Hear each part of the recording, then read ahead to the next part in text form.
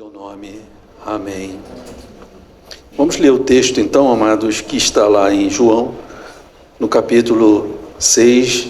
Nós vamos ler os versos de 60 a 69. Vamos dar atenção à leitura do texto, colocar logo o nosso coração nesse texto.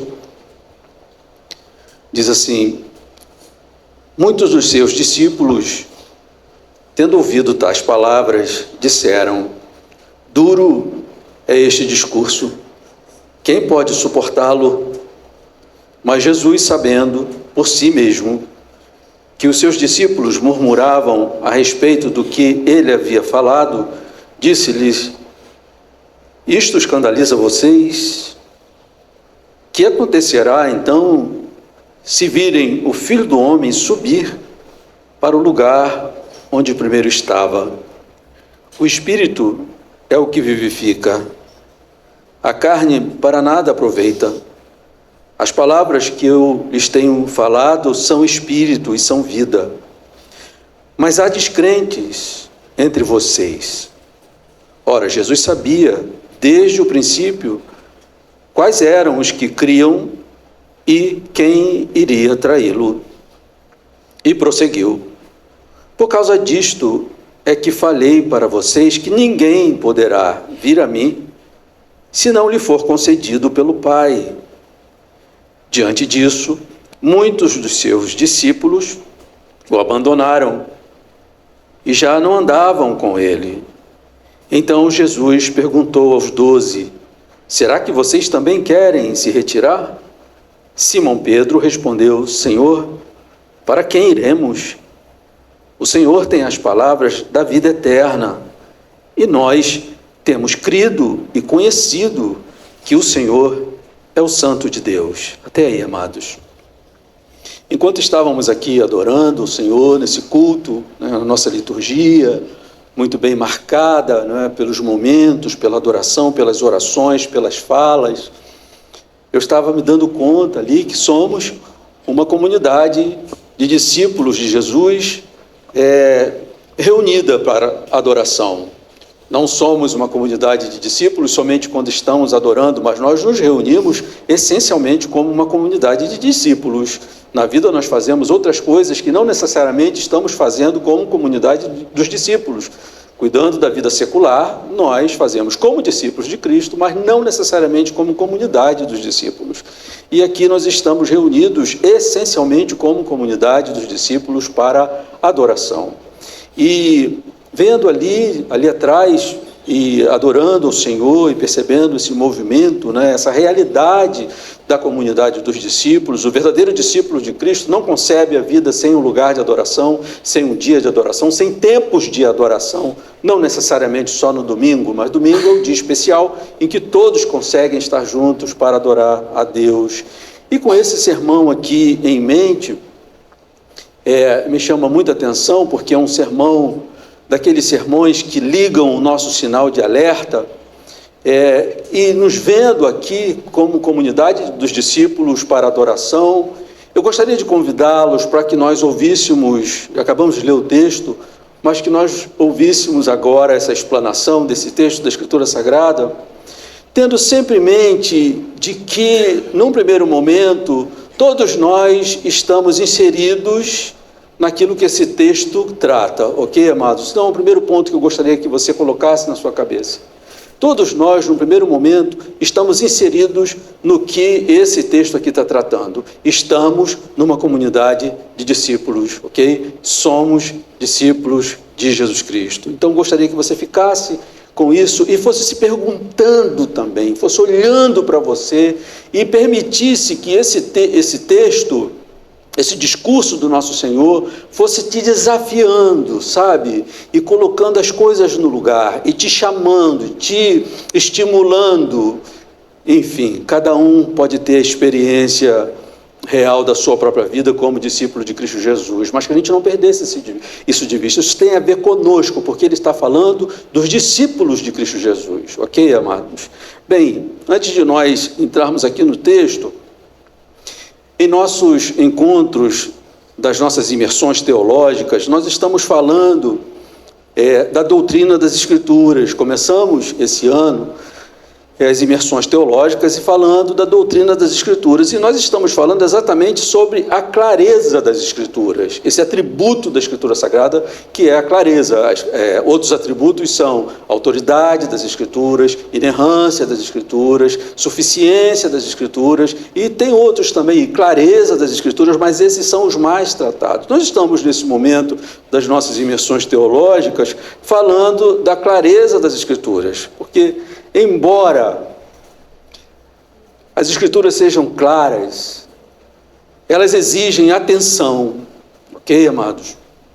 Pois a doutrina da clareza das Escrituras defende que a Bíblia foi escrita de um jeito que a sua mensagem é claramente entendida desde que ela seja lida ou estudada com dedicação de tempo, com esforço perseverante e com a ajuda do Espírito Santo. Ok, amados? Não é como ler uma página de jornal numa banca.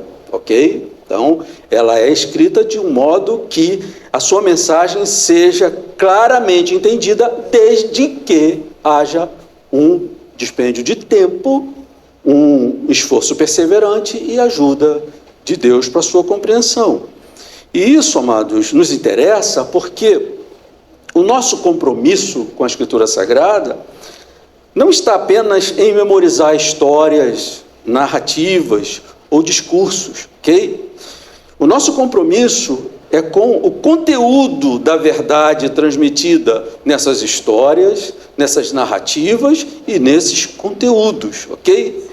Pois é exatamente o conteúdo dessas narrativas, dessas histórias, desses discursos, que edifica a nossa fé, que consolida a nossa certeza. Então nós temos um interesse essencial, no conteúdo das Escrituras. E o texto que nós temos hoje, ele é um registro de uma parte final de um dos discursos de Jesus, que podemos dizer de uma conversa de Jesus com os seus discípulos, ok? E é assim, um discurso do Senhor. João, ele coloca muitos sinais que Jesus realizou, ou seja, sinais que apontam para outra coisa, a sua pessoa, a sua divindade, seu poder, sua obra, e ele coloca muito também os discursos de Jesus, até que a coisa começa a se definir para a cruz do Calvário, entre o seu começo, o seu grande, maravilhoso prólogo. No princípio era o verbo era Deus, estava com Deus.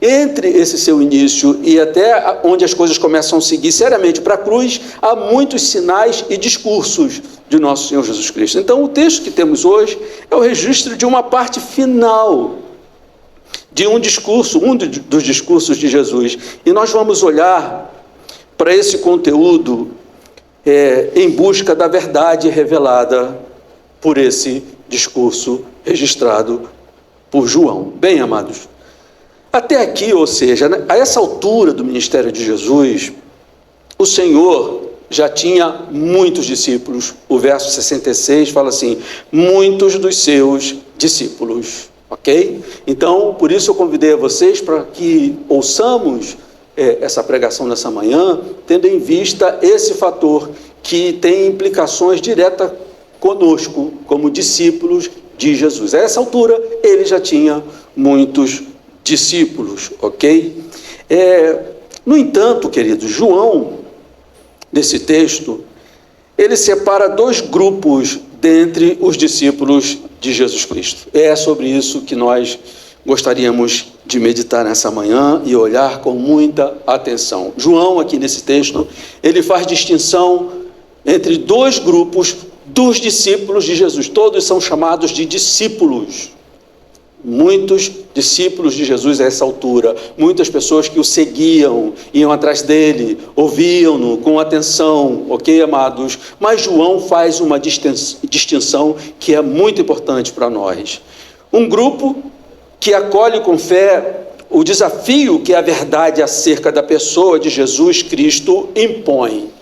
Então, um desses grupos é constituído por pessoas que acolhem toda a verdade revelada acerca da pessoa de Jesus, por mais que isso desafie, ok, amados? E um outro grupo que não suporta ouvir e nem aceita a verdade final, suprema, da pessoa de nosso Senhor e Salvador Jesus Cristo. Então, amados, nós vamos falar desses dois grupos aqui nessa manhã, ok? Os dois pontos estão dividindo na distinção entre esses dois grupos. Um grupo que acolhe com fé a verdade desafiadora acerca da pessoa de Jesus Cristo, ok? O outro grupo é que tem muita dificuldade e não suporta a verdade revelada acerca da pessoa de Jesus Cristo. Espantoso, amados, é que todos são chamados por João de discípulos de Jesus, ok, amados? Por isso que isso é muito importante para nós, ok? Então eu queria falar do primeiro grupo, tá? O grupo que, ainda que seja constituído por discípulos, são pessoas que não conseguem ouvir e nem aceitar a verdade acerca da pessoa de Jesus Cristo. E esse grupo é interessante porque ele é constituído de pessoas que se acercam de Jesus. Elas gostam dos seus benefícios, mas acolhem a palavra de Jesus com grandes restrições. Ok, amados? Essa é a característica dessas pessoas que estão nesse primeiro grupo. Elas gostam dos benefícios que Jesus traz, mas elas acolhem a sua palavra com muitas restrições. Ou seja, desde que a palavra de Jesus não desafie demais as suas mentes e nem desafiem os seus pontos de vista religiosos, existenciais. Elas são homens e mulheres discípulos de Cristo e se acercam dele, iam onde ele ia, mas acolhem a sua palavra com grandes e sérias restrições. Ou seja, acolhemos a palavra dele desde que essa palavra não desafie demais as nossas mentes. Lembrei da nossa conversa antes. Como assim um Deus em três pessoas? Isso é desafiador. Então, desde que a sua palavra não desafie demais as nossas mentes e nem o sentido da nossa vida religiosa, nem a nossa religiosidade e nem a nossa existência. Então, é muito interessante esse grupo. São discípulos de Jesus Cristo, amados. O texto está tratando assim e eu prefiro continuar tratando. Ok? Ah, não, mas fica claro, depois que ele não era. Não, eu quero tratar até onde a Bíblia vai. Isso nos importa, tá, amados? Isso é muito importante. O verso 60 diz: muitos dos seus discípulos, ok, queridos? Tendo ouvido tais palavras, disseram: duro é este discurso, quem pode suportá-lo? Ou seja, quem pode ouvi-lo? Eu não consigo ouvir. Eu não consigo ficar para ouvir. Eu não consigo acolher, porque isso é duro. Agora, é interessante, queridos, que ele está dizendo que muitos dos seus discípulos. Então, nós não podemos desprezar isso, amados, porque o apóstolo Paulo, lá em Romanos, diz que tudo que foi escrito no passado, foi escrito para o nosso ensino. E João mesmo, ele diz que teve que fazer uma seleção, porque se ele fosse registrar tudo o que Jesus fez e falou, não caberia no mundo os livros. Então isso tem implicação para nós, amados. Se ele não trata aqui algumas daquelas pessoas, ele está dizendo alguns dos seus discípulos, tendo ouvido tais palavras, disseram: duro esse discurso, quem pode suportá-lo? Agora, uma pergunta para fazermos uma exegese saudável e bíblica é: o que no discurso de Jesus eles não podiam suportar? O que no discurso de Jesus eles não podiam ouvir? Eles não suportavam, amados, a realidade da pessoa divina de Jesus. E não suportavam o fato de somente Jesus ser o Salvador para toda a humanidade, para todo ser humano. Isso eles não suportavam. Vamos ao contexto para nós entendermos por que Jesus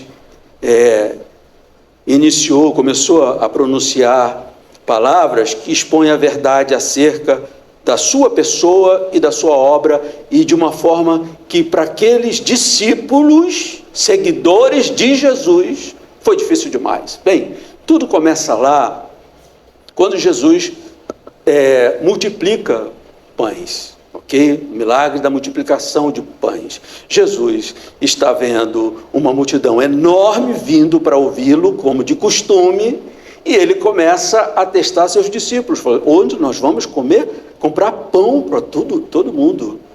E eles disseram, olha, não dá, muito dinheiro precisaria. E um outro diz assim, olha, tem aqui um rapaz que tem 5 pães de cevada e 2 peixes. E Jesus sabia o que estava para fazer, diz o texto, e ele manda que todos se assentassem. Ele pega os 5 pães, os 2 peixes que estavam ali, dá graças a Deus e manda distribuí-los. O texto diz que todos se fartaram. Não foi assim, vamos economizar aqui, tá? Não, todos se fartaram de pães, de cevada e de peixes. Depois sobraram 12 cestos de pães. O peixe dançou, ok, amados? Todos comeram o peixe, mas todos comeram. E o texto diz que todos se fartaram. Quando a multidão e os discípulos de Jesus viram isso, eles disseram, olha, esse é o profeta que tinha que vir ao mundo. E o que eles fizeram? Nós vamos proclamá-lo, nosso rei, à força. Jesus, obviamente, não estava nem um pouco interessado nisso. E ele, então, sobe para o monte, vai para o monte, e os seus discípulos atravessam para o outro lado do lago. Tá? E aqui acontece aquele maravilhoso sinal de Jesus andar por sobre as ondas. Ok, amados? Porque Jesus olha e seus discípulos estão no meio do mar, em apuros, porque tinha um vento muito forte, batendo contra o barco, e ele vai na direção deles, e ele vai andando sobre o mar. Eles ficam apavorados com aquilo que acontece, os discípulos, e depois estavam no barco, e depois Jesus é recebido com alegria. Acontece que no dia seguinte, essa multidão que comeu pão, essas pessoas, esses discípulos, chegam ali no lugar onde onde eles tinham comido pão, e viram, só havia um barco. E aquele barco não estava mais ali. E eles viram que Jesus não entrou naquele barco. Bem, eles ficaram, o que aconteceu? Entraram no barco e foram para o outro lado. Quando encontraram Jesus, e assim o final desse relato, João vai dizer que encontraram Jesus ali na proximidade da sinagoga de Cafarnaum. Eles perguntaram para Jesus, como que o senhor chegou aqui? Eles ficaram intrigados com isso. Bem, eles não tinham o relato como nós temos agora, que Jesus foi atravessando, andando sobre o mar, porque ele é o Deus Todo-Poderoso de toda a terra, ok, amados? Mas eles ficaram intrigados, e Jesus então responde a eles, dizendo assim, olha, vocês estão me procurando, não porque vocês viram sinais, ou sinal, um sinal que aponta para a minha pessoa. Vocês estão me procurando porque vocês comeram pão de cevada e peixe e se fartaram. Mas, olha aqui, trabalhem pela comida não que perece, mas que é aquela comida que é para a eternidade. E aí, amados, é interessante que as coisas começam a ser colocadas às claras. É muito interessante que Hebreus diz que a palavra de Deus é como uma espada de 2 gumes. Ela discerne juntas e medulas, alma e espírito. E como que essa palavra de fato nos fala, nos discerne. E ali quando Jesus está conversando com eles, vem à tona algo que é muito surpreendente. Quando Jesus fala, olha, vocês estão me procurando porque vocês comeram pão e peixe, mas vocês, não foi pelo sinal, ou seja, Jesus está dizendo para eles, não foi o grande milagre, um sinal que aponta para algo muito maior, vocês olharam só a comida, mas vocês devem trabalhar pela comida, não a que perece. O que a Cristiane estava colocando aqui na hora da liturgia. Algo maior, vocês não viram esse sinal. E aí é interessante que o coração deles revela o que está lá dentro mesmo. Quando eles dizem assim, olha, o que o Senhor faz para que a gente creia? Olha, amados, vontade de rir, né? O que o Senhor faz para que a gente creia? Os nossos pais comeram pão do deserto. Elas estão fazendo essa associação, sabe? Olha, desde antes lá, nossos pais já comeram pão de um milagre, um pão do céu. Aí Jesus começa a abrir o verbo. Nossos pais comeram aquele pão e morreram. O verdadeiro pão do céu é o Pai que dá. Eles começam ali a discutir essas questões, até que Jesus abre mais um pouquinho do verbo, diz: eu sou o pão da vida que desceu do céu. Aí eles começam a engrossar. Como assim? Não é esse Jesus, o filho de José, de Maria? Não estão aqui seus parentes? Como está dizendo que veio do céu?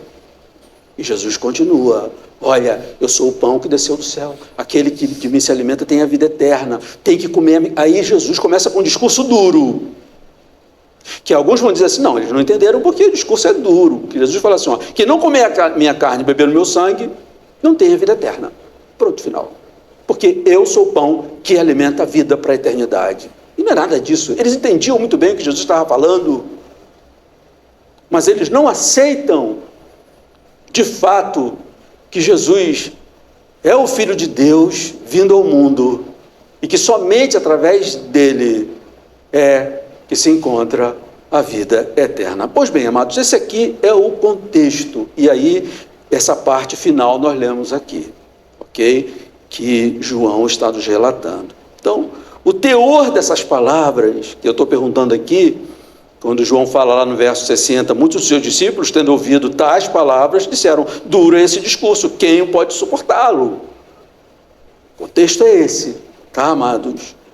E o teor dessas palavras, eles não suportaram ouvir. Por isso, amado, ou melhor, porque isso denuncia aqueles religiosos a condição do ser humano e a sublimidade de Jesus Cristo.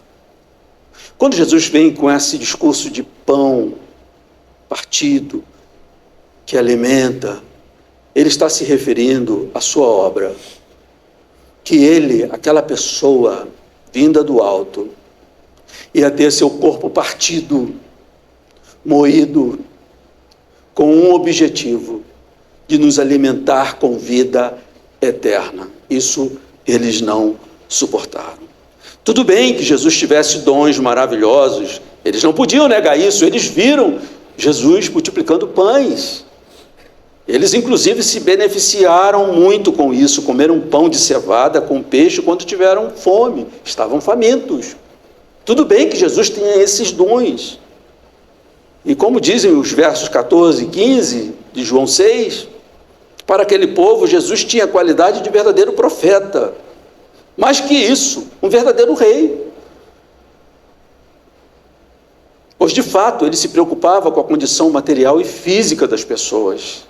Quando teve necessidade de pão, ele deu, ele providenciou. Que rei que se preocupa com a condição material e física dos seres humanos? Então, no verso 14 e 15 de João 6, diz assim: quando as pessoas viram o sinal que Jesus havia feito, disseram: este é verdadeiramente o profeta que devia vir ao mundo. Um profeta, amados. Jesus tem um ofício de profeta, mas o seu ofício, a sua pessoa, a sua obra não se esgota no ofício de profeta, ok? Então, este é verdadeiramente o profeta que devia vir ao mundo. Jesus ficou sabendo que estavam para vir com a intenção de fazê-lo rei à força. Subentende-se que aqui estavam os zelotes, que tinham intenção política muito marcada, né? Peraí, oprimidos em Israel, subjugados pelo Império Romano, e agora a gente descobre um Messias, alguém que tem capacidade de resolver a nossa questão, a nossa situação. Jesus fica sabendo dessa intenção, então ele se retirou outra vez, sozinho para o monte, diz o Evangelho de João. Mas quando Jesus...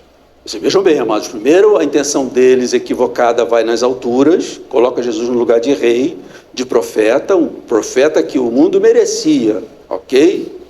Mas quando Jesus fala abertamente sobre o quanto eles estavam equivocados e limitados na esperança da sua pessoa. E quando ele começa a falar com palavras duras sobre a realidade da sua pessoa e da verdadeira necessidade da humanidade, isso eles não suportam.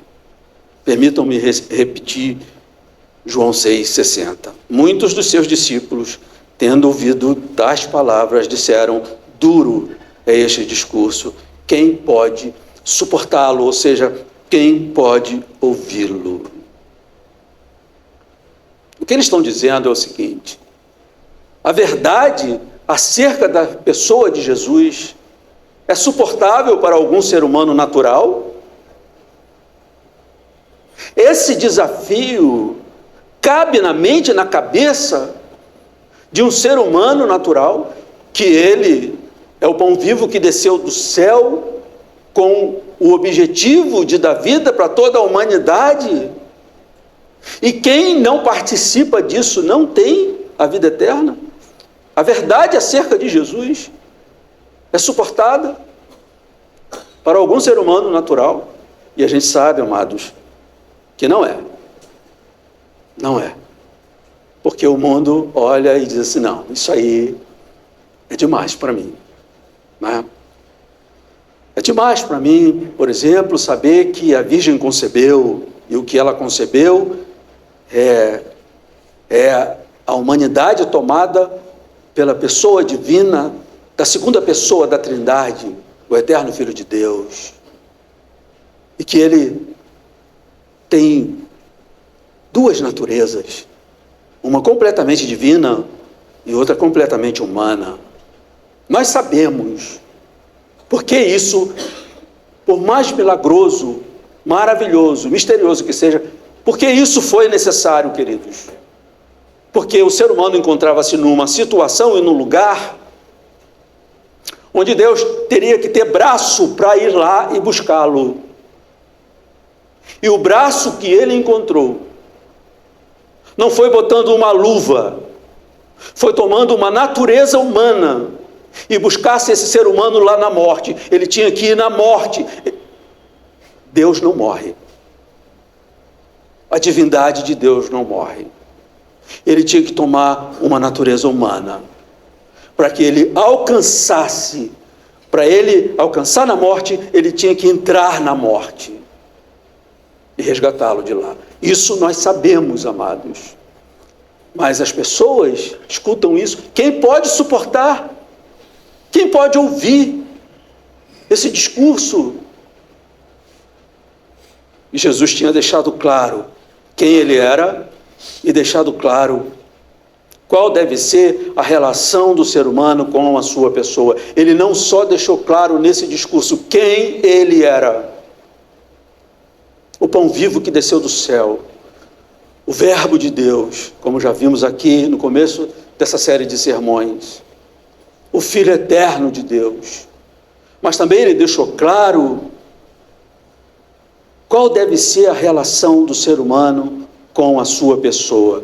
Verso 35, Jesus respondeu: eu sou o pão da vida. Quem vem a mim jamais terá fome. Quem crê em mim jamais terá sede. Porém, eu já disse que vocês não creem, embora estejam vendo. Tem sinais que apontam para isso. Lá no versículo 41 do mesmo capítulo, diz assim: então os judeus começaram a murmurar contra ele, porque tinha dito: eu sou o pão que desceu do céu. E diziam: este não é Jesus, filho de José? Por acaso não conhecemos o pai e a mãe dele? Como é que ele agora diz que desci do céu? Isso aqui é importante, tá, amados? É importante demais para a mensagem do Evangelho. No verso 47 diz assim: em verdade lhes digo, quem crê em mim tem a vida eterna. Eu sou o pão da vida. Os pais de vocês comeram maná no deserto e morreram. Este é o pão que desce do céu, para que todo o que dele comer não pereça. Eu sou o pão vivo que desceu do céu. Se alguém não comer deste pão, se alguém comer deste pão, viverá eternamente. E o pão que eu darei pela vida do mundo é a minha carne. Então Jesus está aqui deixando muito claro sobre a sua obra, seu sacrifício, e qual ele está mostrando muito bem, deixando muito bem claro quem é ele e qual deve ser a relação do ser humano com ele. Então os judeus começaram a discutir entre si, dizendo: como é que este pode nos dar a sua própria carne para comer? Jesus respondeu: em verdade, lhes digo que se vocês não comerem a carne do Filho de Deus e não beberem o seu sangue, não terão vida em vocês mesmos. Jesus está dizendo, tem que ter participação. Vocês estão correndo atrás de pão físico, pão de cevada, de peixe somente. Vocês fazem um esforço tremendo por isso.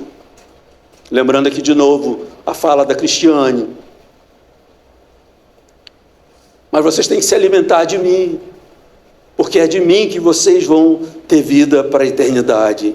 Quem come a minha carne e bebe o meu sangue tem a vida eterna, e eu ressuscitarei no último dia. Vocês estão alimentados, aquele que se alimenta de mim está alimentado pela vida eterna, ainda que morra, viverá. E é isso que ele está pregando. Quem come a minha carne e bebe o meu sangue permanece em mim, e eu permaneço nele. Assim como o Pai que vive e me enviou, igualmente eu vivo por causa do Pai, também quem de mim se alimenta viverá por mim. Este é o pão que desceu do céu, em nada semelhante àquele que os pais de vocês comeram, e mesmo assim morreram.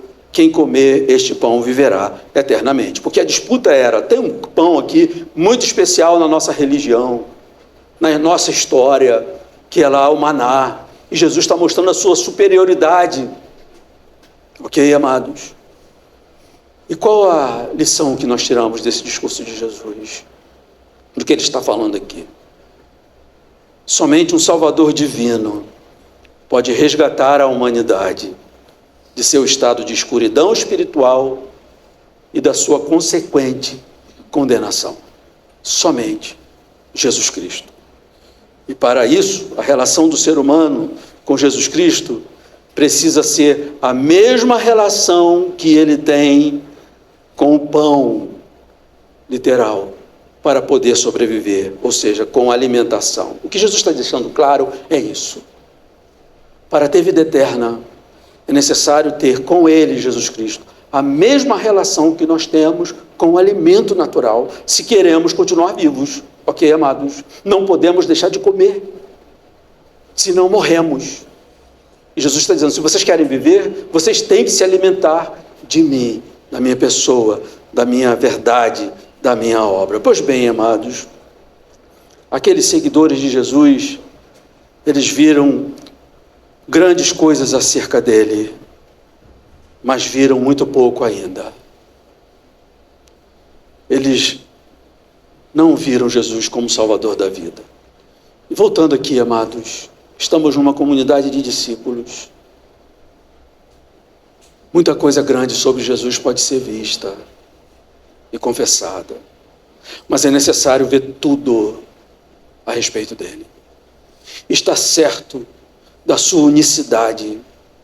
Jesus não é somente um mestre religioso. Aliás, ele não é um mestre religioso. Ele é a verdade de uma religião chamada cristianismo. Jesus não é um mero orador da vida. Ele é um salvador da vida. Jesus não resolve só as questões dos nossos boletos quando estamos apavorados, ou como nós vimos aqui na semana passada, quando o vinho acaba. Ele pode e muitas vezes resolve tudo isso. Dá pão quando se tem necessidade. Mas não é tudo a respeito dele. E o que João está dizendo é que tem uma comunidade aqui que está satisfeita somente com essas coisas que são periféricas e que não revelam tudo acerca de quem é Jesus, de quem é o Senhor Jesus. Então, amados, ele está deixando claro que a nossa relação com o Salvador tem que ser a mesma relação, com a mesma responsabilidade que nós temos com a nossa alimentação, se nós estamos levando a sério o que chamamos de vida eterna, de salvação. Ok, amados? É isso que ele deixa claro aqui. E aqueles seguidores de Jesus viram grandes coisas acerca dele, mas não viram tudo, eles viram muito pouco. Porque se a gente compara esse sinal de multiplicação de pães, água em vinho, é muito pouco diante daquele glorioso que ele é e de que é poderoso para fazer. Jesus os desafia então perguntando assim, como seria se eles contemplassem a revelação de quem ele na realidade é? Está lá naquela pergunta, lá no verso 61 do capítulo 6. Mas Jesus, sabendo por si mesmo que os seus discípulos murmuravam a respeito do que ele havia falado, disse-lhes: isto escandaliza vocês? É mais ou menos como Jesus dissesse assim: isso joga vocês no chão? Que acontecerá então, verso 62, se vocês virem o Filho do Homem subir para o lugar onde primeiro estava? Ele tinha falado de a sua carne sendo partida para dar vida ao mundo. Ele estava falando da sua morte. Mas eles tinham que saber que depois da sua morte vinha a ressurreição, e depois da sua ressurreição vinha a sua ascensão, ele voltando para a sua glória. Então ele está dizendo: se isso escandaliza vocês, e quando vocês virem o todo dessa obra? Jesus esclarece ainda mais no verso 63: o Espírito é o que vivifica, a carne para nada aproveita. As palavras que eu lhes tenho dito, tenho falado, são Espírito e vida. Aqui está aqueles textos, aqueles trechos que às vezes nós encontramos nos evangelhos, especialmente em João, que parece que está meio fora do contexto, né? O que ele está falando? Ele vem falando de tudo isso e de repente ele fala: o Espírito é o que vivifica, a carne para nada aproveita. Porque eles estão escandalizados, porque aquele que eles queriam proclamar rei, a força, está dizendo que ele vai morrer para dar vida, para alimentar a vida. Então eles estão valorizando muito a carne. Eles estão valorizando muito uma pessoa que tem a condição de subir a um trono e reinar uma nação. Escandalizados com distribuir o partir do pão que nós lembramos aqui na nossa ceia, para nos dar vida. E ele está dizendo: o Espírito é o que vivifica, a carne para nada aproveita. Se ele não morresse, se ele não ressuscitasse, aquela natureza que ele tomou, vinda do ventre de Maria, não serviria para nada. É o que ele está dizendo, amados. Para nada aproveita. Vocês estão dizendo: é um grande profeta, profeta só. Não, vamos colocá-lo no trono, é um rei. Reina sobre nós, governe sobre nós, multiplicando pão de cevada, peixe. Jesus está dizendo: olha, isso para nada aproveita. Eu tenho que completar a obra. E ele coloca aqui: o Espírito é o que vivifica. E vivifica do túmulo, que dá vida de novo a essa carne e dá vida a vocês, se vocês se alimentarem de mim. Esse é o ponto, amados. Ok? Ele esclarece ainda um pouco mais, mas eles não suportam essa verdade. João 6,66 diz: diante disso, muitos dos seus discípulos o abandonaram e já não andavam com ele. Ok, amados? Vejam bem, trazendo aqui para nós o segundo desafio que eu fiz para vocês aqui. Vamos ouvir isso aqui, que o texto diz é que muitos dos discípulos de Jesus, não vou atrás de algumas exegeses, dizer assim: não, isso aí é uma figura de linguagem de João. Não é. Não é. Ele chama de discípulos. Isso nos é muito útil, amados. Que ele tenha dito: aqueles que estavam cercando-se de Jesus, iam para onde ele ia. Jesus ia para lá, eles iam. Atravessou o lago, não sei como ele atravessou. Vamos entrar no barquinho, vamos para lá. Discípulos que iam para lugares desertos, com o perigo de não ter lugar para comprar pão. Não fosse a misericórdia de Deus, eles permaneceriam famintos. Então, discípulos de Jesus. E então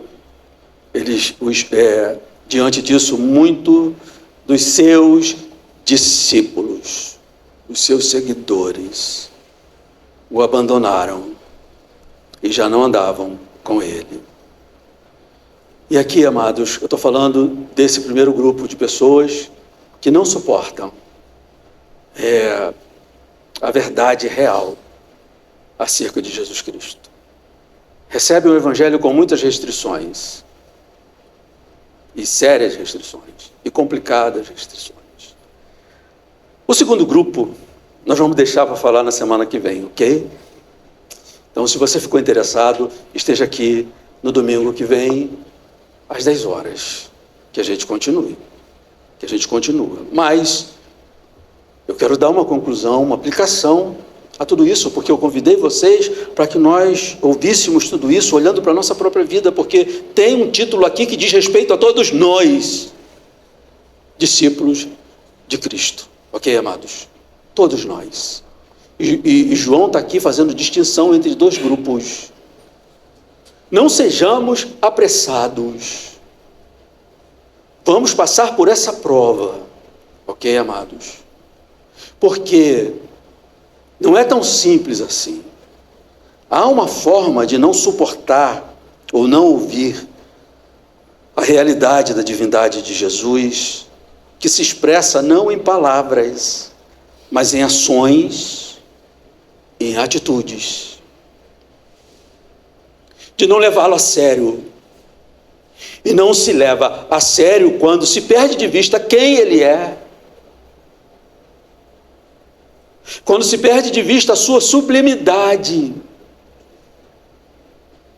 a sublimidade da sua pessoa. Não precisa de palavras. Atitudes e ações. Mostra-se que não entendeu ainda, ou não aceitou, ou se está vivendo recusando. Permanece-se ainda na comunidade dos discípulos, mas com sérias restrições. Eu não vou a tanto. E que ações e atitudes podem mostrar que se está dentro do grupo dos discípulos de Jesus Cristo, mas olhando para essa distinção nesse primeiro grupo, que não recebe de fato quem ele é. Vamos lá. Falta de fé nele.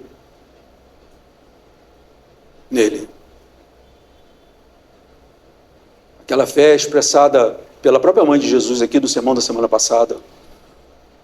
Faça tudo o que ele disser. Pronto. É só isso. Ele é soberano, bondoso, amigo, tem compaixão. Faça o que ele disser. Fé. Ela não disse para ele, ele vai dar um jeito. Não, faça o que ele disser. Ele vai transformar água em vinho. Não, faça o que ele disser. Então, atitudes e expressões que também, de um modo latente, mostram que não se viu ou não recebeu ou não se acredita que ele é isso tudo mesmo. Falta de fé. Falta de verdadeira adoração. Uma outra atitude e expressão e ação. Falta de verdadeira adoração e reverência pela pessoa do Salvador. Sabe, amados? Dói a forma como Jesus é tratado.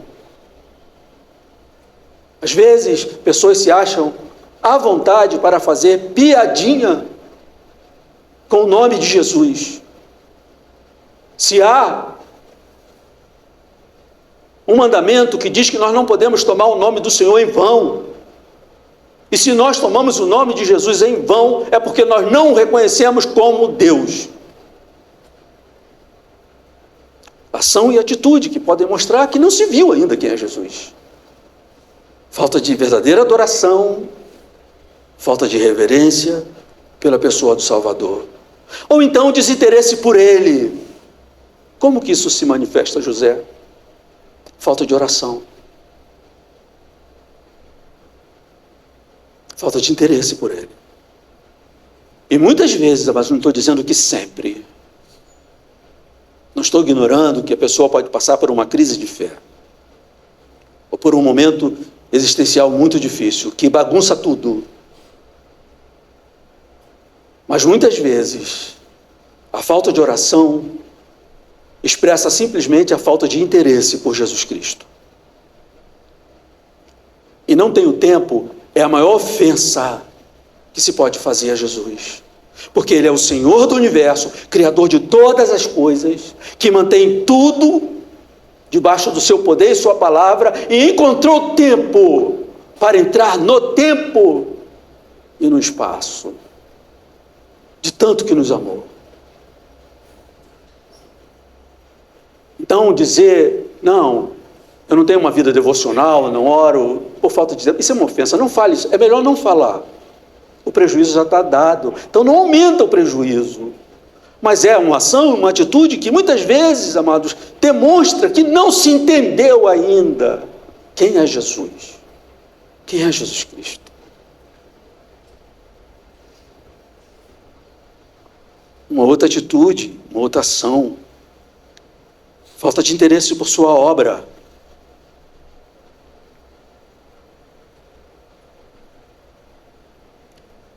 Se a gente conhece de fato, a gente conhece o quanto Ele amou o povo que Ele veio criar, a obra que Ele veio trazer. E a falta de interesse pode muitas vezes denunciar: eu não entendi tudo, eu não compreendi tudo. Sabe, amados, por isso que é bom a gente ouvir isso, ler isso, olhando em que lugar eu estou aqui. Eu sou da comunidade dos discípulos, tudo bem, mas dentro dessa comunidade tem esses dois grupos. Jesus falou que tem joio e trigo, inclusive. Onde eu estou? Não fique satisfeito somente pela nomenclatura. Descanse se você tem acesso à essência de quem você é na comunidade dos discípulos. Então a falta de interesse por sua obra, a falta de espírito missionário, não de sair pelo mundo, mas sair às vezes dentro da própria família.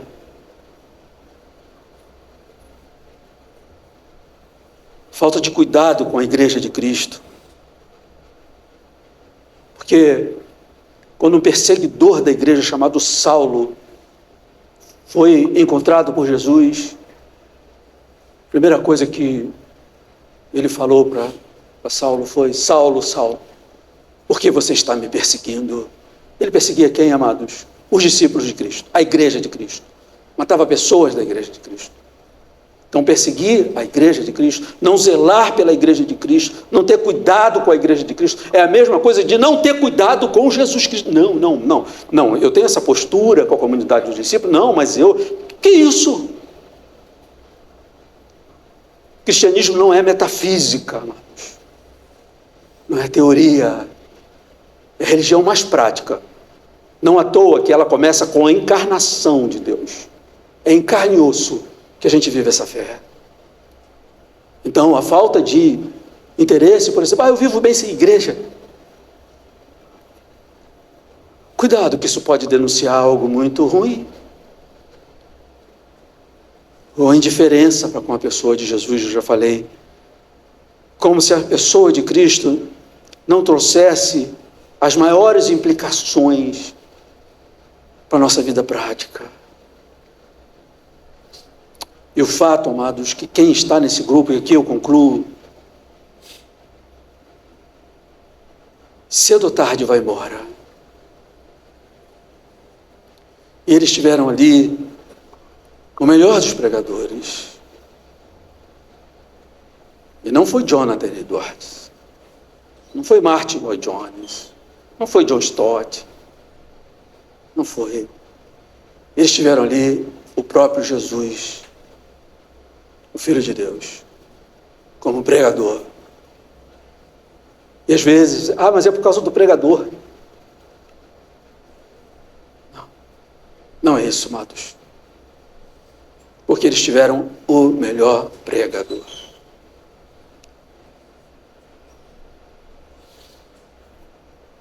E quem faz parte desse grupo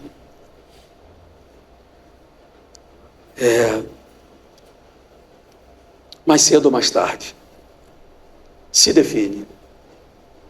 Se não se definir, o final dos tempos vai definir. Ovelhas de um lado, bodes de outro. Por que eu cocei a barba aqui, amados? Porque depois desse ponto viria o ponto maravilhoso, ok, amados? E eu não vou poder trazer.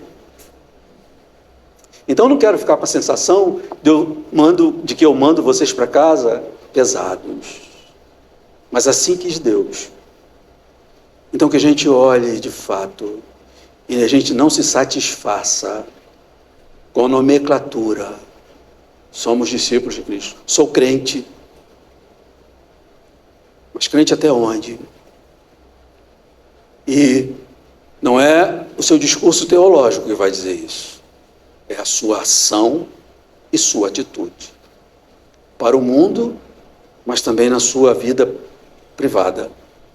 Como eu falei aqui, a falta de adoração a Ele é para ser adorado. A todo custo, amados. E também na vida privada, a falta de oração, de interesse por Ele. Se eu mando vocês para casa pesados com isso, ou preocupados, que bom. Mas, amados, a gente vê que a coisa que vale é aquilo que é essencial. Para concluir de verdade, a última coisa, o que eu não quero para a vida de nenhum de vocês, é que vocês tenham tido, algum de vocês tenham tido toda a convicção de que estava no rebanho de Jesus, na comunidade dos discípulos, e lá no final vai ouvir: apartai-vos de mim, eu nunca o conheci, nunca vos conheci. Mas, Senhor, olha a obra que nós fizemos. Aí tem aquela relação, né? Até uma igreja eu ajudei a plantar. Inclusive fiz milagres, tá? Ele vai dizer: não, nunca te conheci. Então, amados, estão entendendo a gravidade dessa distinção? Hoje, se ouvirdes a sua voz, não endureçais o vosso coração. Amém? Vamos ficar de pé e não fiquem tristes, tá, amados? Vamos para casa com essa verdade. Isso tem a ver com vida. Amado Senhor, Deus bendito, Tu disseste assim: eu conheço as minhas ovelhas e elas me conhecem. É aí que está a nossa paz, ó Deus, porque às vezes nós não temos argumentos e não temos discurso teológico para dizer que realmente nós cremos em Ti, nós Te amamos, entendemos, sim, conhecemos que Tu és o Filho de Deus que veio ao mundo para salvar o Teu povo desse mundo, dessa vida que está vendida ao pecado. Não temos, às vezes, argumentos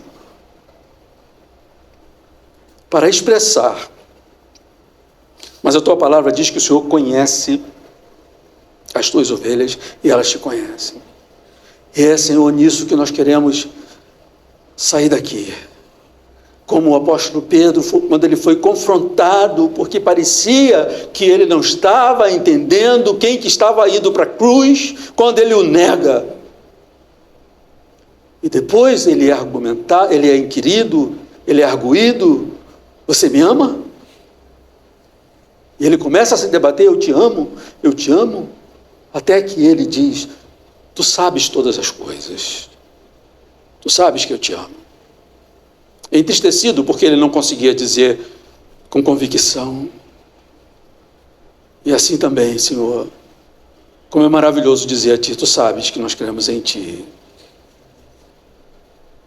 Só não nos deixe, Senhor amado, ficarmos satisfeitos com a nomenclatura. A gente quer viver a essência, Senhor.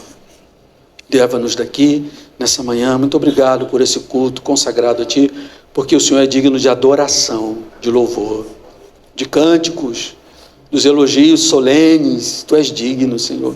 Tu és digno de ouvir de nós te amamos, nós te adoramos. Tu és tudo para nós. Tu és o pão da vida, sim, Senhor. E em Ti nós temos uma esperança que não encontramos em lugar algum. Bendito seja o Teu nome. Obrigado por essa manhã, Senhor. Em nome de Jesus. Amém. Vamos em paz. Logo mais estaremos aqui.